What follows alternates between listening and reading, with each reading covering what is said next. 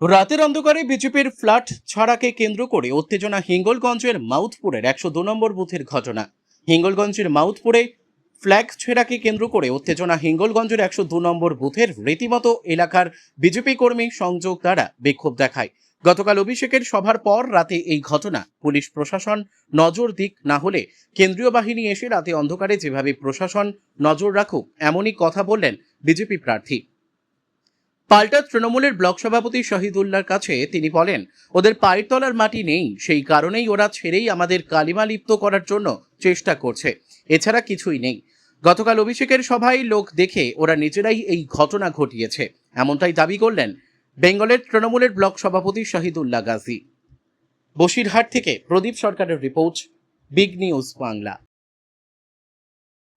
দেখুন, গতকাল রাত্রে এই মামুদপুরের 102 নম্বর পাটে বাইরে থেকে দুষ্কৃতী এনে এখানকার তৃণমূলের নেতারা একটা ভয় ভীতি পরিবেশ তৈরি করার চেষ্টা করছে। কারণ আপনারা দেখেছেন গতকাল অভিষেক ব্যানার্জি অর্থাৎ ভাইপোর একটা সভা লেবুখালীতে ছিল, যেখানে বহিরাগতদের নিয়ে এরা মিটিংটা করেছে। টোটাল 10টা বিধানসভার লোকজন এখানে এনে এই হিঙ্গলগঞ্জের শান্ত পরিবেশকে অশান্ত করার একটা বাজে প্রচেষ্টা তৃণমূল কংগ্রেসের গুন্ডা বাহিনীরা।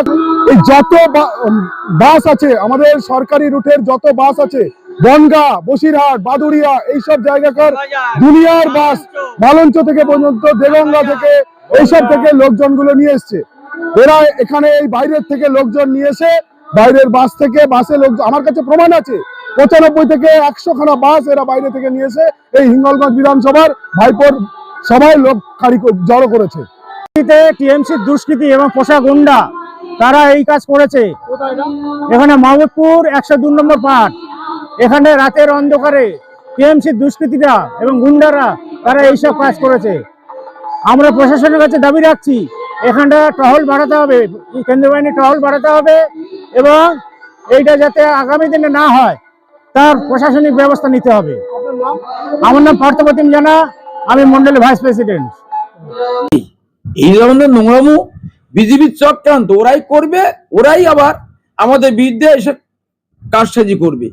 আমাদের প্রার্থী আনন্দ সরকারের বিরুদ্ধে কোথায় মারামারি হলো, স্বামী স্ত্রীর গন্ডলের সেও তৃণমূল দায়ী হবে না। আবার কোথায় কে ফেলা করেছে, কোথায় আমি কোন ফেলা খুলতে বলেছি, কাকে হুমকি দিয়েছি, কোথায় ফেলা করিয়েছি আমি জানা নেই। যদি জানা থাকে আপনাদের তথ্য, তাহলে তারাই বলবে আর আপনারা বলবেন। আপনারা বলুন কোথায় হয়েছে, আমি তো জানি না।